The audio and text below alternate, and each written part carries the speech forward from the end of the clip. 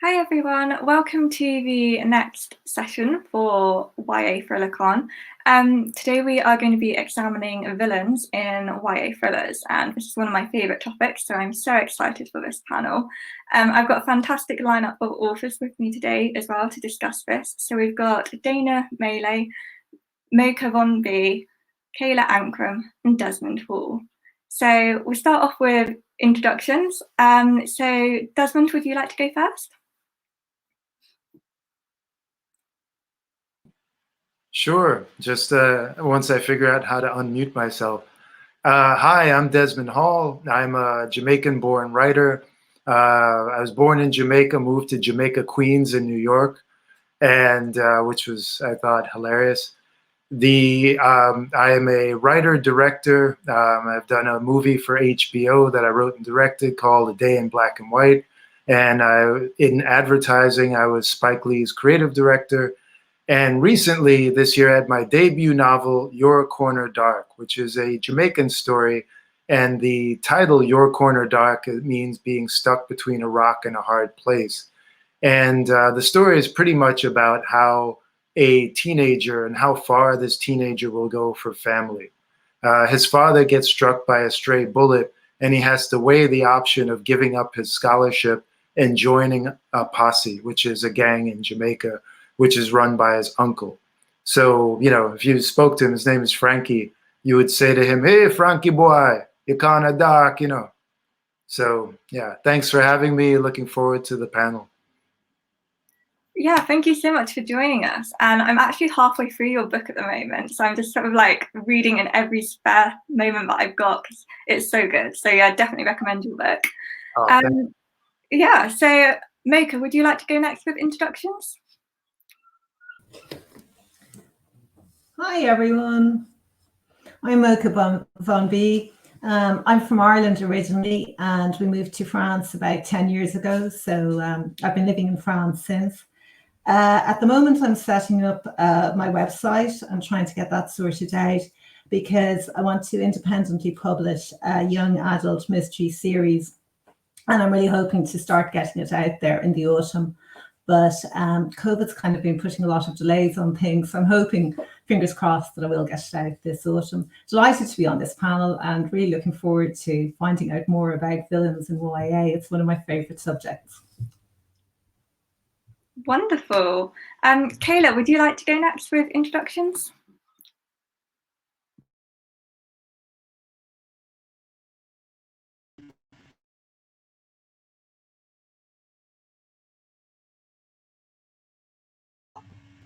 All right, perfect.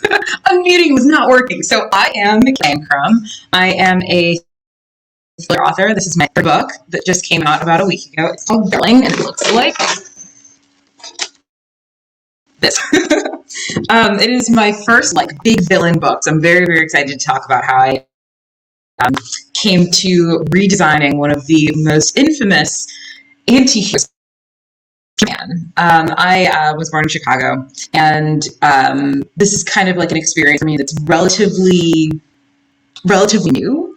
I've been writing for a majority of my life, but all of my books have happened once, so I wrote this a long time ago. Only now just getting to share it with the world. That's so exciting. Yeah, I can't wait to read it. Yeah, so Dana, would you like to go next as well with introductions? Sure, sorry. Unmuting. So my book is People Like Us. Me also. I live in upstate New York. I did write this book. And then I have another book coming out next summer that's also a YA thriller. It's called Summer's Edge. And then a graphic novel, which I'm really excited about because it's the first time I've written a graphic novel, and I've always really liked reading them. And that is called Tragic, and it's a retelling. It's like a thriller retelling of Hamlet. So excited about that. Yeah, that is exciting. Yeah, I can't wait to read all your books for ones I haven't yet read. Sorry. Yeah, so the first question that we will come to for this panel, I want to ask each of you what makes a good villain. So Dana, would you like to go first this time? Sure. What makes a good villain? I think that it varies for everyone. I was talking about this with someone else, and they were saying that they like a villain, and I think this is fairly common. They like a villain that that believes that they're a hero. I've always kind of really liked that kind of definition, that a good villain believes that they're the hero of the story. And I personally, though, like a villain that you can't entirely hate. Like there's something about them that just one like little kernel of sympathy. You don't have to like them completely, but there's something that makes you not want them to completely fail and die, I guess. So to me, that's what the hallmark of like a great villain is. Great, and yeah, Kayla, I could see you nodding along there. So I take it you agree with Dana on that? I definitely do. I very much love villains where they're in some way really attractive and compelling, regardless of whether their mission is, good or bad. That they're ultimately something that like you can see yourself like almost might be interested in helping them along with as a feature of their wickedness. Great, yeah. Desmond, is there anything that you'd like to add on for what makes a good villain? Yeah, I like what both Dana and Kayla said, it's the humanity. Bringing the humanity into your villainous character is key, because we all kind of know nobody is all good and nobody is all bad. And I think, with our writing, we want that verisimilitude to be able to really understand the humanity in the both villain and hero. And so, really mixing that up and having a little bit of empathy going on for our, villain is sort of key. I think of Macbeth, it's like Shakespeare did. I don't know if it was like, a test or, an exercise in making a villain your protagonist, right? And, he kills, it's bad to kill anybody, right? But then he goes ahead and he kills his military comrades after this great victory, right? Like slaughtered them horribly, just for, for power. And he continues to do this, but Shakespeare, good old Willie, he throws in like a little bit of like empathy, right? And he does it through the guilt.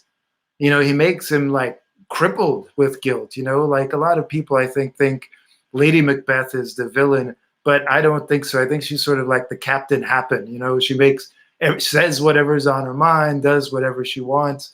But, Macbeth, he's really villainous, but he's really crippled by the empathy, and we can all sort of understand that, right? We know our own guilt that like keeps us up at night, or makes us regret things we did. So I'd add that to it. I'd say that empathy and that humanity is sort of key. Yeah, definitely. Yeah, because like we've got to have that sort of being able to relate to a villain as well with the empathy.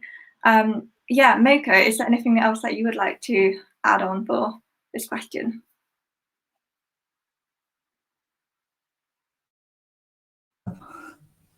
Sorry, I forgot you could. Yeah, no, I agree with what everybody said. I think it is important that the villain is human, because often the villain doesn't see themselves as a villain.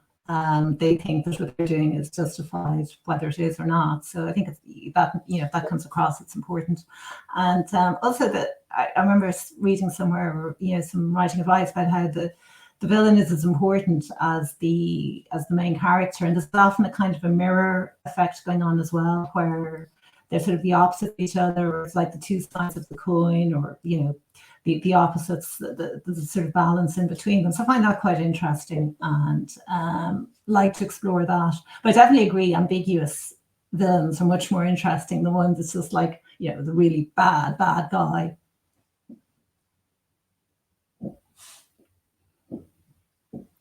Yeah, definitely. Yeah, I forgot to unmute myself then as well, so we'll go in the end.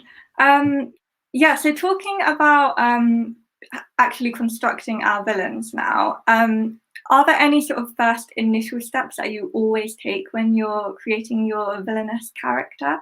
Kayla, let's come to you first. Certainly. I'm very public about the design of my books because I have ADHD and it's really difficult for me to actually finish writing anything unless I have like a really strict plan as to what I'm supposed to be doing for time management. But for my villains, I actually multi perspective. So first, I want to know what it is that they want. Just plain, what is it they want? Second, if they know,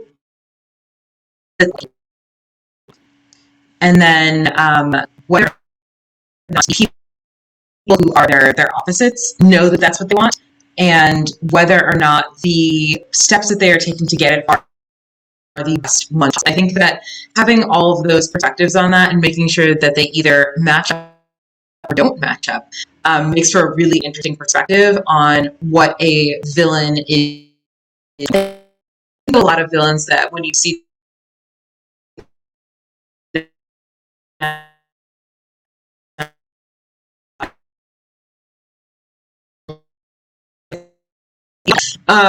but I think when you get to a point where you're like, it's not what he wants to take over the world. He wants to make sure that he and the people that he loves are safe, and his primary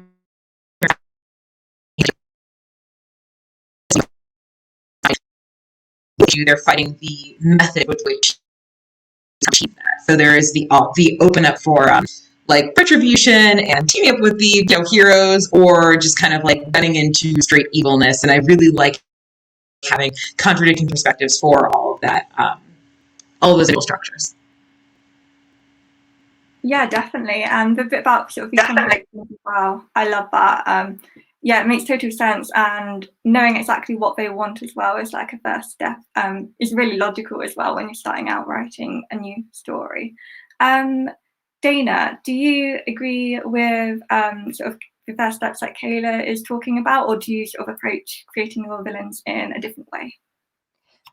So Kayla was coming in and out a little bit while I was watching. So I heard snippets of what she said, and you may not hear all of what I say because I don't know if there's like a Wi-Fi problem here or something.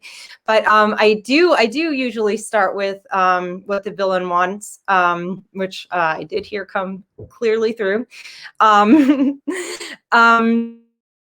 I usually start with, what does the villain want and stuff, but then I try to like just sort of one's personality a little bit usually. And I'm like, well, is that their external want? I have no idea if Kayla touched on any of this because she went on a little, she just static problems. I typed it in, static issues.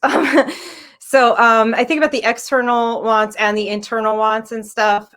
So sometimes, I am not as thorough as this. Other times, like if it's just like a story that I'm having a little more trouble with, I'll just like do some writing exercises with it and stuff. Or, I'll just like do some scenes that I know aren't going to get into the final cut. But to me, it's important that I feel like in real life, we kind of do this, we have things that, we want, but then like inwardly, there's like a slightly divergent, they usually kind of like come together, but it's like not entirely on the same level. So I like to think of both of those things. It's fun, I think, when one of them kind of does align with the main character or the protagonist and one of them doesn't. But I mean, who knows if that fits into the story. Great. Mocha, would you like to go next on sharing the first steps that you take when constructing your villain? Well, quite a lot of what I write is whodunit. So a large part of that is building up red herrings. Like you can't have the villain be too obvious from the start because then, be very clear that was who did it. So I find that's quite interesting because sometimes I don't even know who did it, but even when I do, you have to try and find motives for all the people who aren't the villains and look at reasons why they could be the villains and what, how you can sort of throw a bit of suspicion on them to make them a red herring. I find that aspect quite interesting. You know, like the best friend who they absolutely love, like why would she want to have been? Why would she want them dead? But if you think hard enough, you can usually come up with something, and it needs to be something plausible. You know, it can't be just like, oh, she ruined my dress or lost my best pair of heels or something, you know. So yeah, I like that aspect. I find that kind of interesting. Sometimes it's quite difficult though, particularly ones you absolutely know are totally innocent and there's no way they would ever kill this person, and you still have to kind of try and put an idea into the reader's head that makes it plausible that, yeah, actually it could have been that person, and create as much doubt as possible. And then you start to realize that, like, actually, you know, everybody has gray areas and everybody has a darker side that, you know, so I mean, it's one of the reasons I like writing mystery thriller, definitely, is to explore that area. And I think YA gives you an opportunity to do that more so than, say, I mean, YA mystery thriller gives you an opportunity to do that more so than, say, other genres in YA. Yeah, I definitely agree. There's a lot of possibility that the sort of YA, like as a readership, offers when you're writing within that readership with like crime, thriller, mystery. So yeah, Desmond, is there anything else that you do for like first steps when constructing your villain, or have we sort of like covered a lot of the different things? Yeah, I loved what you know, what everyone said, and I really relate to what Dana and Kayla said in terms of, you know, the external and internal wants and having your villain stand in the way. And I also like to dig into, you know, the villain sort of like mining things, or the me writing mining things for the villain from the sort of societal mores, you know, like if it's like you know, a female protagonist, and let's say it's in a, you know, the business world or something, and there are, you know, there's unequal pay for, you know, doing the same job. I like bringing that into it also, and throwing that stuff onto the villain, you know, just sort of taking society's things. And I like the inner demons as well. You know, if the villain sort of can play on the inner demons of the protagonist, I think that stuff's awesome. You know, and in YA, you know, you have a great opportunity to do that when, you know, some kids really know everything about life. You know, I remember in my high school, you know, there were a lot of kids who were sons of cops and firemen, and they knew so much about life. And I was like, how do you know all this? You know, and they were able to gaslight and use people a lot, you know. And I think when you have villains that have a sort of an asymmetrical relationship with your protagonist, it's powerful. And if they could play on those inner demons and really manipulate them, it's really powerful. And you know, so I think that kind of stuff I like to add in there. But I really love, again, what Dana and Kayla said about, you know, standing in the way of the external and internal wants. Yeah, definitely. And yeah, Mocha, you actually started like touching a bit on the next question that I wanted to ask, because well, the question is, do you always know who your villainous character will be, or does this only emerge after a few drafts? And I'm really interested in this one because when I write YA thrillers, I have no idea who my villain is until I'm about 2 or 3 drafts in. And it's only then, that I actually decide which one of these sort of people that I've set up to be the villain will actually be the antagonist. So I'm really interested to sort of like hear about your writing processes and how, like, at what stage you sort of assign your villainous character traits to a particular character and decide that, yeah, that's going to be the bad guy. So yeah, Mocha, do you want to kick us off with this one? Sure. Yeah, no, it depends. Sometimes I know who my villain is from the start, and then the story will be constructed about that. But I've written where I didn't know who it was.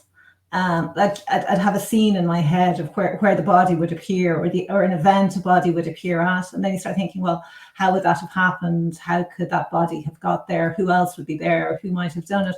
And in that situation, I actually don't know who the villain is, but I like to know by the end of the first draft, because otherwise it would be like, yeah, I do like to know. I'd give up on it if I didn't know by the end of the first draft, I think. But because sometimes you might be setting somebody up as the villain, and then you start thinking they're very obvious, everyone will know that's them. And then you think, well, maybe there's a way I can bring in somebody else or give them an alibi or something, so it looks like it isn't them. So then it might be surprising if it is them, or I don't like one that just comes out of the blue. But the way sometimes you read a whodunit, and at the end it's like somebody who's really a minor character the whole way through. And next thing it's like them. And I just think that's so disappointing.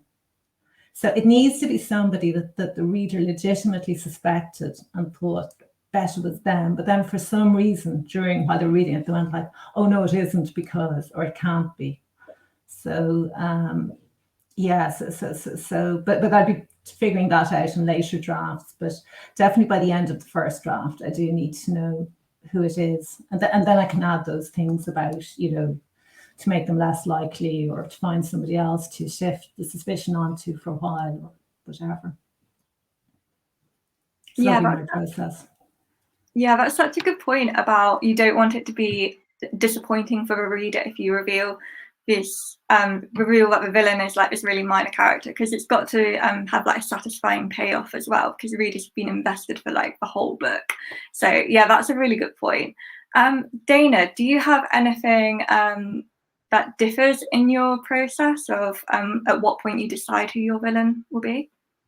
Yeah, I mean, I often write, not all the time, it really varies on the book, but often I'll write it with a couple of potential villains, but I keep my like side document open, like if this person did it, then like all of these things have to be true along the way, and it ends up looking like like shorthand for like a computer game or something, one of those role play adventure type things, because it branches so many times. But I like it to be that I can have a little bit of freedom to play with it when I get to the end. If one person just doesn't feel right, then I can say, okay, so this person did it. And I also want it to be so that when you read it, if you suspect one person, it can be really plausible, pretty much right up to the end, that person did it. All of the clues from the very beginning, like rock solid, check out. So I do try to write it in that way, which is a little more of it's a more like sort of balls in the air as I'm writing it.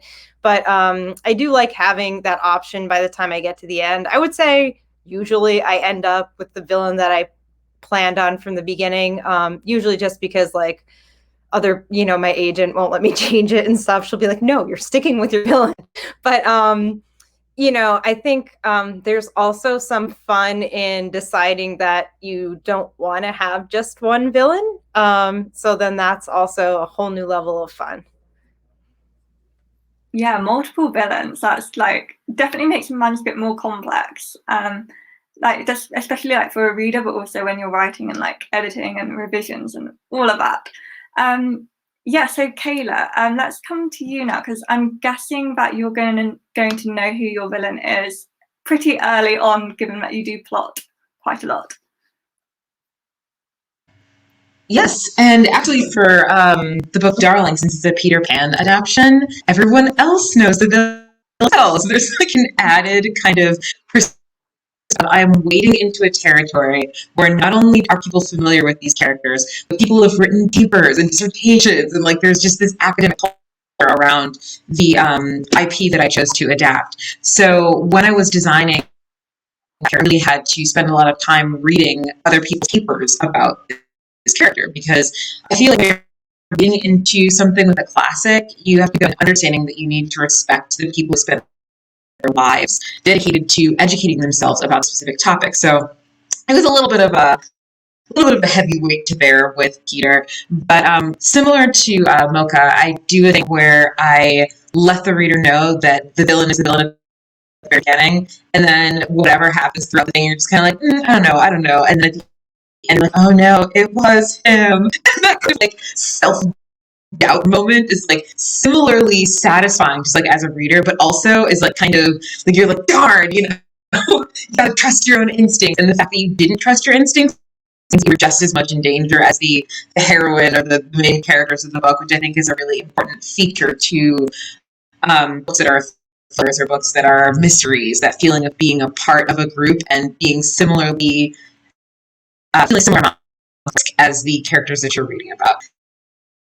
But as for like kind of designing like whether I know the villain or not, I think creating a space in the mind of the reader for insecurity about who the villain is more important to me than who the villain actually winds up being in regards to like my own process. Yeah, that's really interesting.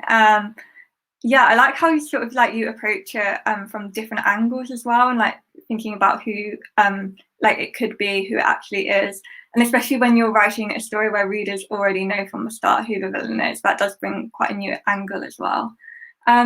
Yeah, so Desmond, would you like to answer next? Sure. Well, to answer the first question, I would be in full-on panic if I didn't know who the villain was.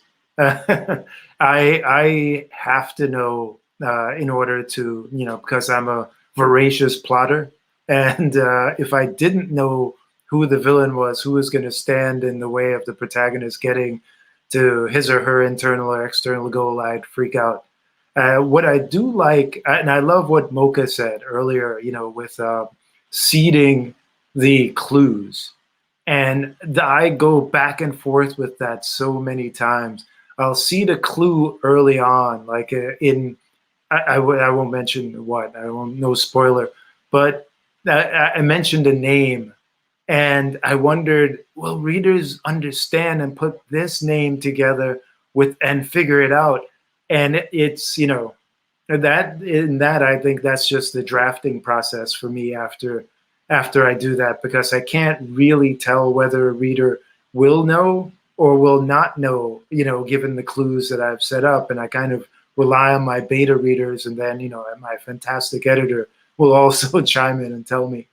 But that's sort of a key thing for me. And I think, you know, everyone else has said amazing things about this, and I have nothing else to add. I just, other than ditto. Okay. Yeah. So we've talked a bit about sort of like knowing who your villain is. So my next question sort of builds on this one, and it's how important is it to develop your villain when you're also working on your protagonist? Because this is something that I very much do in my writing. I develop my protagonist and my antagonist together so that they both complement each other and contradict each other in terms of their goals and what they're trying to achieve. So for me, when I'm creating characters, and this is usually in like my second or third draft once I actually know what type of story I'm trying to tell, but it'll be then when I do a lot of character work on my villain and my protagonist working together. So Desmond, we'll come to you first this time. So yeah, do you also work on these two characters together? I do. I do that same very similar process to what you're saying, and I sort of write down the perspective of my protagonist. You know, the social beliefs, religious beliefs, the values, etc. And when I find those, I try to find the villain or create the villain, I should say, that has either similar goals, so the similarity can be a problem for the protagonist, or opposite, sort of like maybe religious beliefs, you know, and maybe that plays into it later on. But by having all of these at the ready, I can dig into them and make the villain more villainous. And I love what Dana said before. In fact, I'm going to steal the technique, Dana. I don't know if you have it patented or not, but I'm going to keep a window open and put in those, you know, issues or points to bring in for the villain later on, because I usually do it early on in the process, and then I go into pantser mode after, you know, all the plotting. But I love the idea of having a window open and having those points that you can, draw from and, enhance the villain as you go along and make him more, bad, or make her more bad and creepy, or whatever you need to do. Yeah, I'm totally going to steal that as well, Dana. So I'm going to be having another window open as well when I'm editing. Yeah, do you want to sort of talk us through a bit how you develop your protagonist and your villain, and whether that's sort of linked with you as well, Dana? Sure. I feel like a bad writer now. I don't necessarily do them together. I think I like them to have a relationship, like what Desmond said. I do like them to have a little bit of common ground in their beliefs and stuff, because then there's a little more, I think, conflict if the protagonist has to like defeat the antagonist at some point. There's like a little bit like, oh, but like, do we, am I sacrificing something by doing this? Because this person in a way can help me with something. But that's not usually something that I don't usually do it side by side. Maybe more like you were saying, in subsequent revisions, I'll do fine tuning, I guess, to make sure that they interplay really well together. But I usually, I think I work on my protagonist a little bit separately from working on my villain. Boring answer. No, that's great. And I love how there's like no one right way to do this. We've all got individual processes. So it's just really fascinating hearing about like similarities and differences between all of our writing styles and how we approach this. Yeah, Mocha, would you like to go next for this question? I've one story with an unreliable narrator. So in that one, the protagonist and the antagonist are obviously very closely linked to each other. But otherwise, I'd be more like Dana, and because it's more like where you have a cast of characters, and one of them has done it. So, and like I said, you're trying to kind of spread the suspicion around through all of them without drawing too much attention to one, but also making them plausible. So in that case, there wouldn't be as close a sort of a, I don't think the dynamic necessarily between the antagonist and the protagonist would be quite as close or intense, even though obviously they'd have to know each other and there would be a relationship there. So I think it's something that for me probably varies a bit from, one story to another. Okay, great. Kayla, would you like to answer this one as well? Sure. So before I wrote Darling, I wrote a book called The Wicker King, and it is a book dealing with codependency, which is an interesting situation in which both characters are the villain, where they're both the villain and both the person being impacted by like villainousness, and their balance that they have is driving the stress of the book. And it was process for this question because I wanted to design them to be kind of Ouroboros. So they're both consuming and being consumed. So they're in equal parts, very much mirrors of each other and very different from each other in a way that will of stress and sorrow. So I really wanted to like make those two things happen at the same time. So I mostly, at the very like seat of my learning how to write was learning through that Darling, with the character of Peter Pan, and like very much kind of like set in their designs, and the way that I wanted to write them really, really required for them to not be directly related to each other, because Peter Pan is very much a story where somebody crashes into a person's world and they're completely disconnected, and then that kind of does things that impact the character because they are so different and because they're separate. So it was a really big learning gap to learn how to write that for Darling.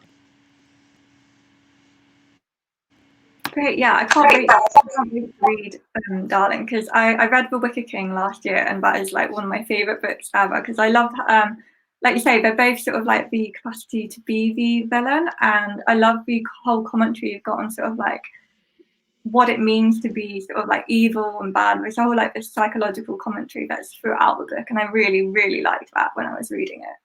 So yeah, let's talk about how do you create a realistic and believable villain? So I suppose we've already brushed on this sort of with the first question, where Desmond, I think it was you were saying about the importance of empathy.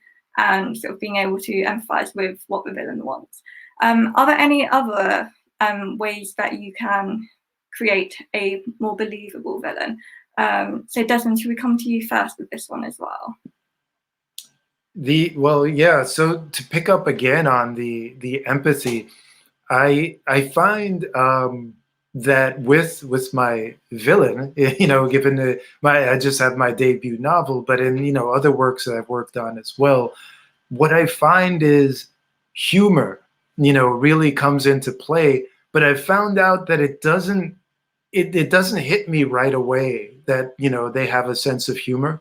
It's in like the second or third draft where the comedy of a difficult situation comes into play. Like when you do a presentation or you're in any really dramatic or tough moment, almost anything plays. I think the bar for comedy is much lower because of all the tension that's created. I remember one time I took a story class, and the moderator was talking about how to tell comedy. And it really related to like tension and villainous sort of moments. And he sort of said it was kind of like, you could be blowing up a balloon, right? A cute little kid's blowing up a balloon. And it's getting bigger and bigger and bigger. And it's going to blow up in her face. And she's got an ice cream cone. And she's blowing up and then someone else comes in and sticks a pin in. And then it blows up. That sort of like surprise and different angle and that sort of humor that a villain brings into a tough moment usually plays really well. But again, that doesn't occur to me right away. That's like, in the drafts down the line. Great, yeah, I hadn't actually thought about sort of like comedy and the role that can have in making your villain more realistic. So that's great to talk about that. Kayla, would you like to go next with this question?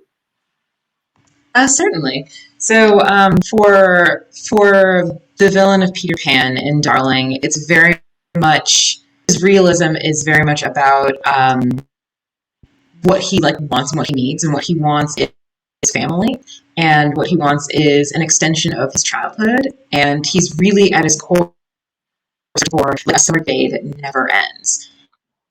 And when all of the children who are around him are like experiencing what he's doing and stuff, they eventually over time kind of like come to that conclusion, and they're thinking and talking about this character and like what they want with like empathy without concession to the wickedness of his actions. So they're like, yeah, we understand.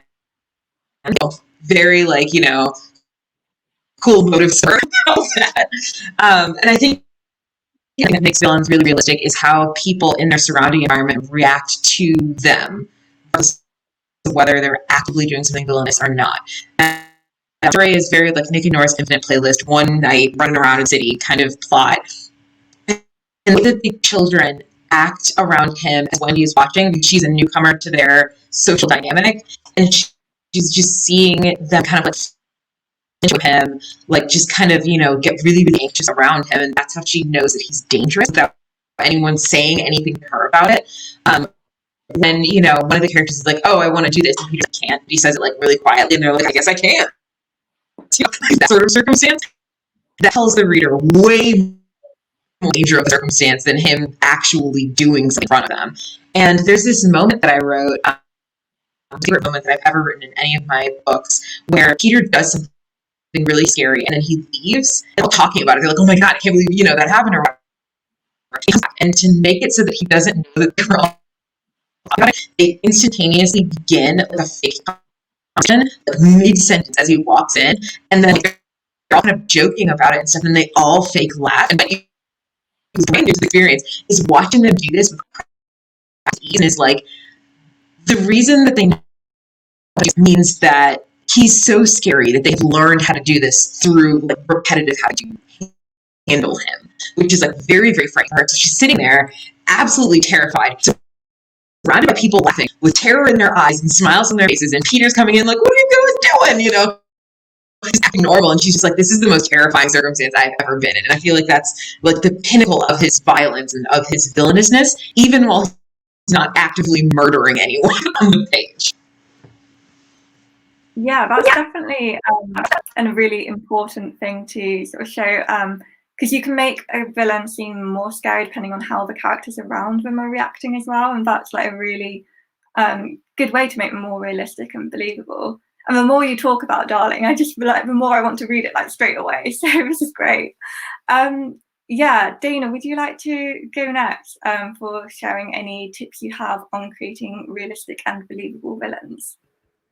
Sure. I mean, this is just something that I do, and it certainly does not work for every story. I've read stories where, the villain clearly is just like the worst person who ever lived. But I like to make sure that I don't make sure I'm writing it, so it just happens, but like that the villain is someone that I actually kind of like, which people are gonna maybe watch this and be like, what a horrible person. But like for people like us, for example, the villain was someone that I identified with a lot, just like not only a lot about that person, not just their like beliefs or goals, but just their personality, like someone that I'd like to hang out with. Basically, I just kind of wrote this person that that I thought was cool, that 20, 25, I'm old, years ago, that I probably would have hung out with if they were not in fact me. I don't know. I don't want to delve too deep into this, but I think like if you have like a kind of like relationship with the villain, where you feel cool with them like as a person, aside from all the things they decide to do, then it kind of gives them a little bit of a credibility from a humanistic standpoint. It might not always work because they end up doing bad things, but it's always interesting when a person that you kind of like, you find out that they did something bad, and then it's just like, why? Yeah, definitely. And I'm just thinking about that in relation to the villain in your book, because yeah, you've got so many sort of like complex characters in that, and a lot of them are sort of like morally ambiguous with where they stand with different values. So yeah, that's really interesting. And there is something really intriguing about villains as well. Like you want to find out more about them. And I think that's making the reader curious about a villain is like such a good thing to do. So yeah, Mocha, would you like to sort of like finish up our little discussion here about creating realistic and believable villains?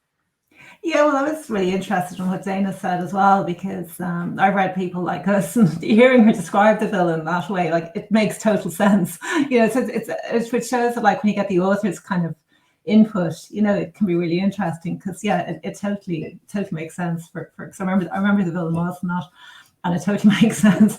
But yeah, I think the main thing, I suppose, is like everybody said, the villain. I think understanding the villain's motivation helps a lot as well. Like at some point that should be shown why they did what they did, or why they thought it was a good idea to do what they did, why they felt it was necessary. Because often the villain does think what they're doing is a good idea or is necessary. So I think it's important to get that across. There's one character I wrote once that he was really horrible, but I tried to, but he was also very handsome, and lots of people liked him. So I kept playing up on that as I was writing. This is really handsome guy that everyone loves, and he's very successful, this, that, and the other. He was a rising rock singer type guy, but the way he treated everyone was awful. But I kept making it kind of showing it without actually saying he's an awful guy. It's like, oh no, everyone thinks he's great, but he treats, so I found that quite interesting to do. How you I was kind of trying to play with the bad boy trope a bit, but show like, no, like this is actually a horrible, toxic guy, but without sort of saying this is a horrible, toxic guy. But the readers did most, I mean, there were a couple of readers who liked him, but most of them were like, oh my God, this guy is so awful. Why is he, So I enjoyed doing that, I must say. But it wasn't like a straight, I think if you can kind of take a trope and play with it a little bit, that can be interesting too. Yeah, definitely. Yeah, so the next question I had planned to ask is one that we've kind of already answered a lot, because I was going to ask, should villains have any redeeming characteristics? And we've pretty much answered that by saying that they need to be sort of relatable in some sort of way. So I'm going to change this question slightly and ask, can you give a villain too many redeeming characteristics? So I don't know who to pick now to answer this one, but Desmond, should we start with you again? Too many redeeming characteristics. That's interesting. I actually want to take that and run with it. You know, have this really great person stand in someone else's way. And, you know, it makes me immediately think of a family situation. As one of the worst things you could do in your family is help somebody. And, you know, people get, you know, jealous, people get, you know, resentful. And given, you know, what their particular personality is, you could really mine that in a story where someone is, you know, doing this really great thing, but it's turning out to be a really bad thing. And, you know, whether it's out of ignorance or just out of the character and personality dynamics on hand or at play, that could be really interesting. So I don't want to ever say you can do too much of anything. I think it's depending on how it works. And I think you've set up an interesting dynamic there. That would be great to have this super nice villain and have them become a villain because of the circumstances. So I think it's an interesting thought, but I don't think there's such a thing as too much. It all depends on what you're trying to achieve. Okay, yeah, that's really interesting. So, yeah, Mocha, what do you think about this? I think the villain does need to be plausible, but yeah, I think if you can present them as a nice guy and then show that they're a villain, like that could be an amazing twist. I was really, there was an Agatha Christie, I don't know if you read it, Endless Night. It's an unreliable narrator one, but the guy, the whole way through it, he sounds like this really nice guy. But there's a lot of people around him die, but it always just seems to. I mean, it is very well done. So anyway, it's only at the end that you realise that he's actually the psycho killer who killed them all. But he comes across as so plausible, and he's nice to everybody, and everybody likes him. And I mean, I was very young when I read that, and I remember it absolutely. It was also the first unreliable narrator I ever read, and I think you always remember the first unreliable narrator you ever read, because I have never forgotten that one ever, and I was shocked to the core that it was him. So I totally fell for it. I mean, I'm sure if I read it now, it would seem really obvious, but since it was the first one at the time, I totally fell for it. Yeah, definitely. Oh, there was an Agatha Christie one that I read as well with an unreliable narrator. I can't remember which one it was, but that was one of the first ones that I came across. And you're totally right about how it really does stay with you, but that very first unreliable narrator. Yeah, Kayla, do you think villains can have too many redeeming characteristics? I do, and actually I have kind of about this specifically about and goals that are good, but they're presented specifically in film. We've had a huge issue with that in American film, where they're a villain and their goals are into kind of like leftist politically, like oh, I want to hear all the workers because it's important that all the workers have rights, and then they have to like make up like a thing about them that makes it like, oh, the reason that that's bad, you know, this company actually needs all of their money for whatever. The heroes fight against the whatever. And I think I'm seeing that a lot in American film in maybe 2013 or so, kind of starting with X-Men Apocalypse, where they had their villain was like a villain that was like, oh, I'm going to get rid of all of the like politicians and unite all of the countries in regards to the common caring for the dominion of the earth and making sure that like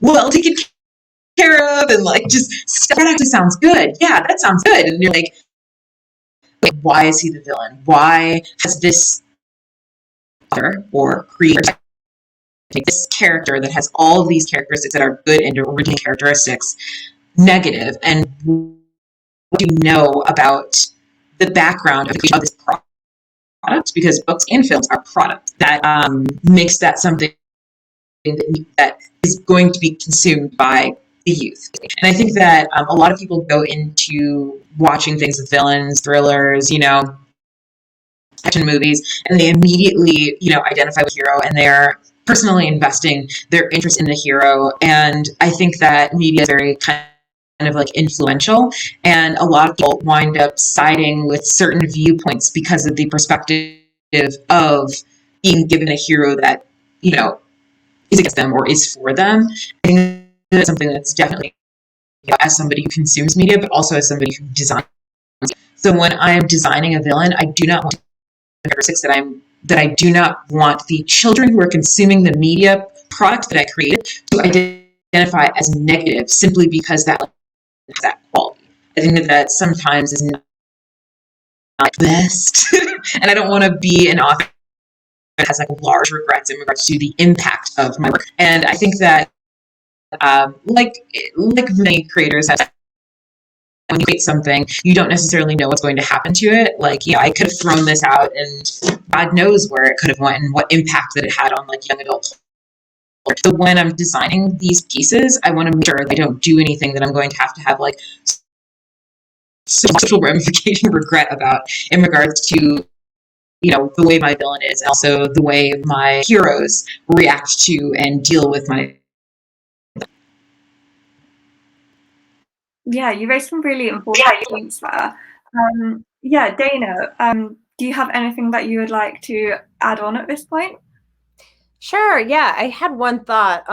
That's really interesting what Kayla said. And oh my God, my mind just went blank in the middle of a sentence. It's rare. Or is it?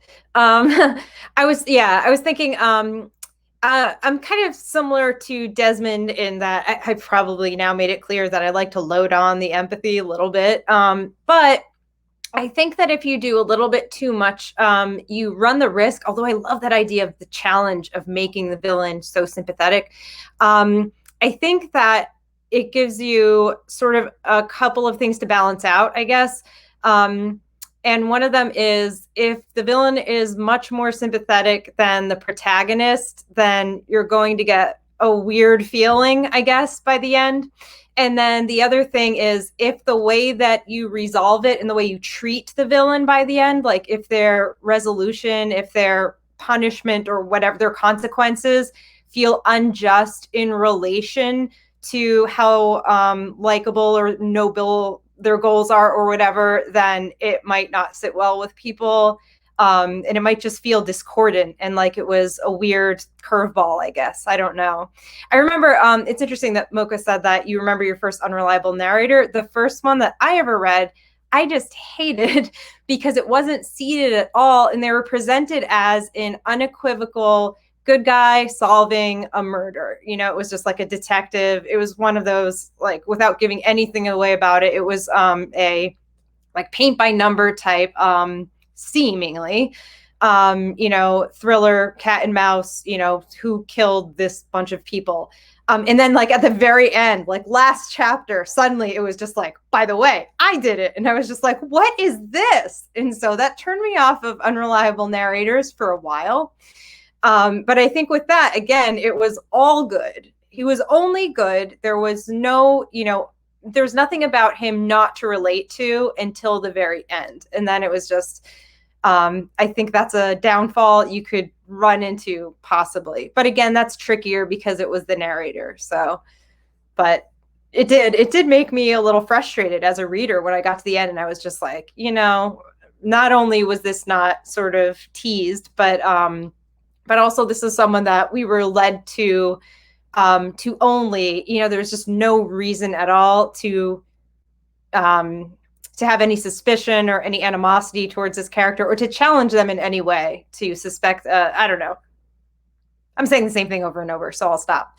But yeah, I think those are the two basic challenges to doing that. And so I think if you balance those, like you might be, everyone likes the challenge. It might be possible, but yeah, there's some roadblocks.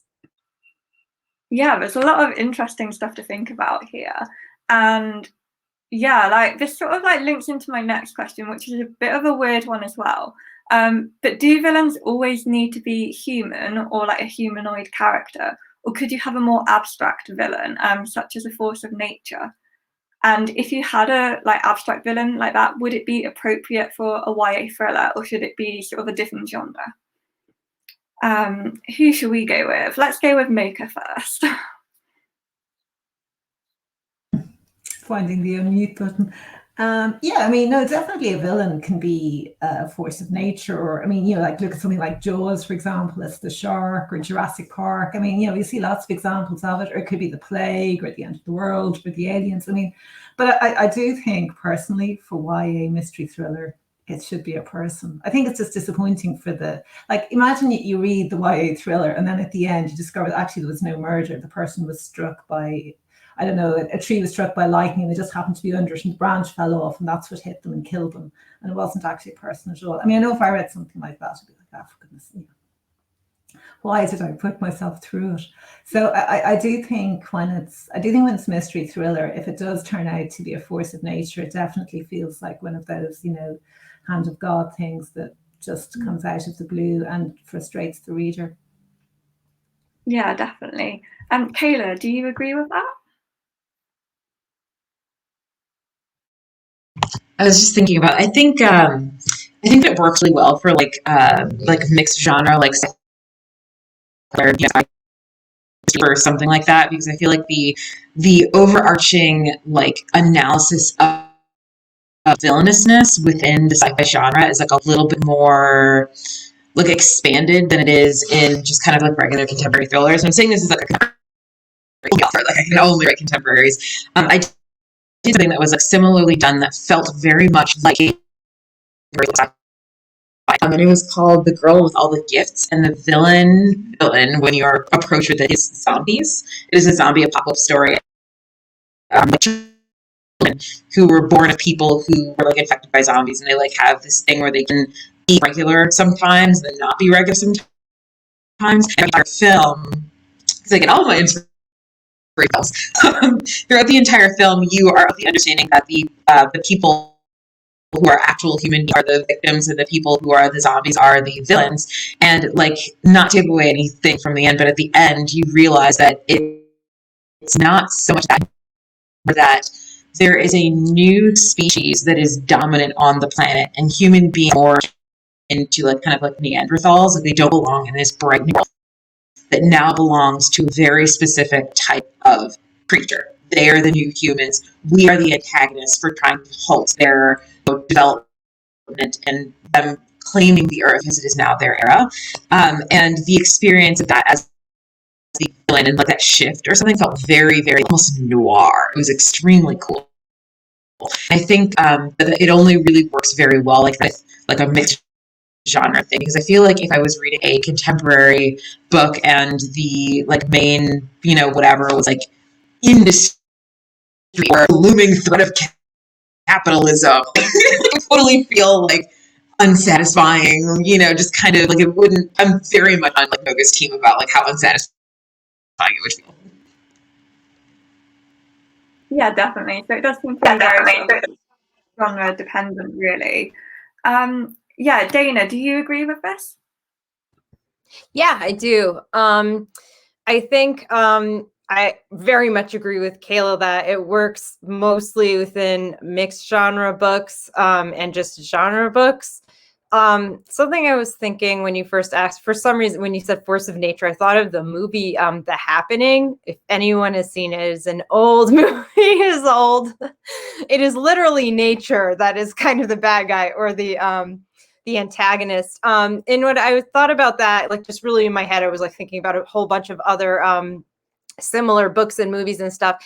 And I think like one thing that was unsatisfying about that storytelling was that there wasn't a human antagonist at all.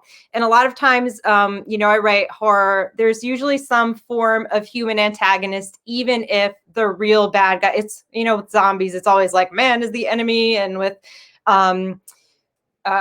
ghost stories, it's often that not being able to let go of the past or something like that, or territorialism.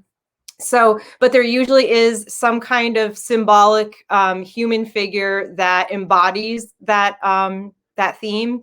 So I think it is difficult not to have that just because it feels unfocused. But that's not to say that you can't have a force of nature or something not human as the villain, but I think you do often kind of need a conduit for that, I guess. Yeah, that makes sense. Yeah. Desmond, do you have anything you'd like to add as well? Yeah, I'm going to pick up on what Dana said. And I think it's, if the theme pays off this, sort of amorphous villain, I think it's really interesting. I then think that might be a key to making it work, at least for me. When I think of, say, The Perfect Storm, the film, obviously the storm, the 60, 90-foot wave or whatever it is the villain in this story. But the theme is greed, right? These fishermen will not give up their catch of a lifetime. And certainly that you can argue they're villainous people on the boat. But the main villain is this storm that, teaches them, it comes down upon them and, sort of biblically, and teaches them, the error of, false pride. And I think that's interesting. I also think of the movie The Thing. I believe is that Kurt Russell? Whomever. It's a limited story in terms of the setting.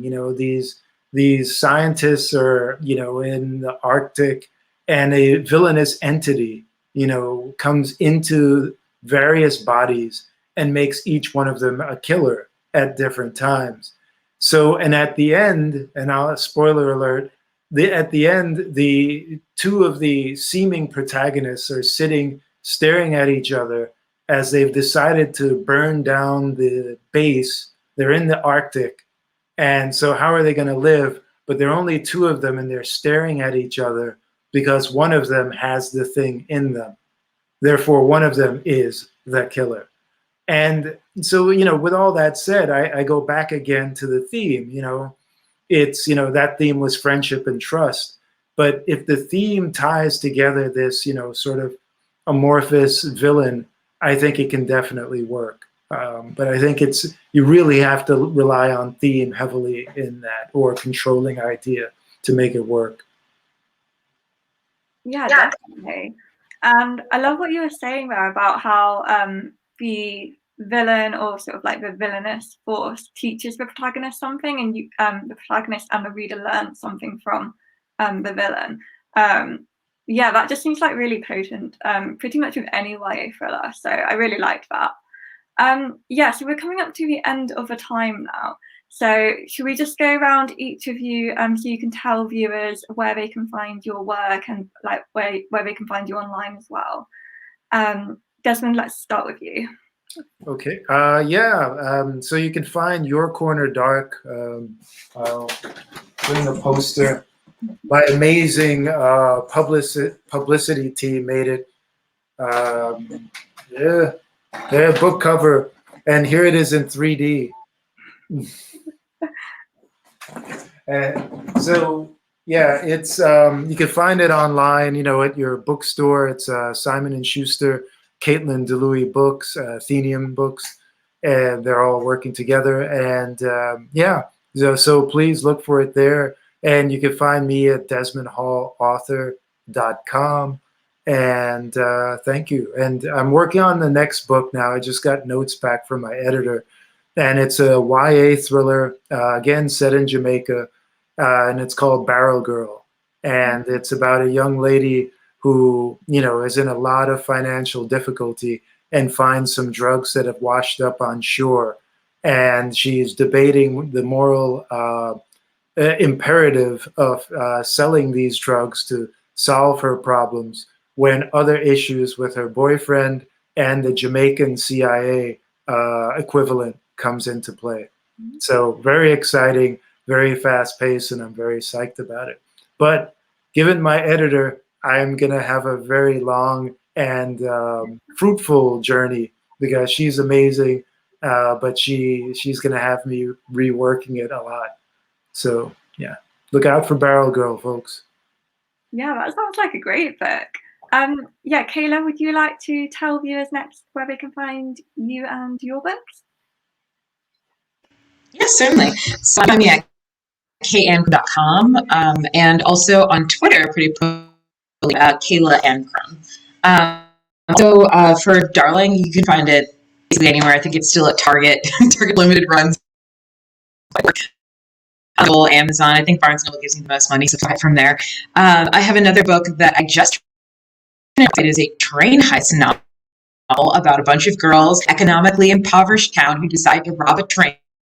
No weapons, because armed robbery is like 30 to life, not armed is 1 year, and they get on the train, and the train is being robbed by adults with weapons. So the new goal is to get off the train. And it's just a very fun girl gang book, and it probably will come out in like 2022 or something, so keep your eyes open for a train heist novel. Great. Yeah, I'll definitely be looking up for that one. Yeah, Dana, would you like to go next?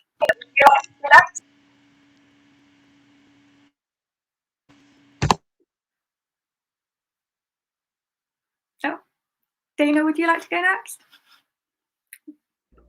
You staticked out for a second there. Yeah, sure. So book again. I can't find it.